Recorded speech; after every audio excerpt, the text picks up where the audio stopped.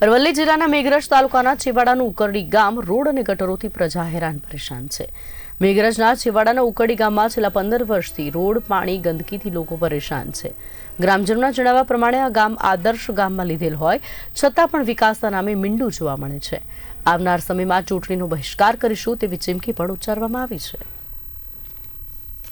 Post કરતા મારું કેવું એમ છે ને ભાઈ, આ ગામની અંદર આજકાલ કરે મને 50 વર્ષ થયો લગ્ન કરે, પણ હજુ લગન આ ગામમાં કોઈ વિકાસ થયો નહીં।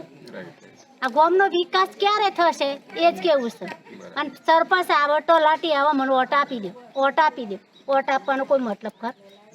વોટ આપે એ પ્રમાણે તમે કામ કરો તો તમને વોટ મળે।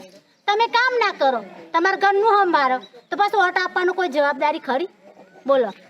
તો આ ગામનું અમારા રસ્તાનું બધી વાતે સારું થાય તો અમારે વોટ આપવાનો, કે અમારે વોટ આપવો નથી।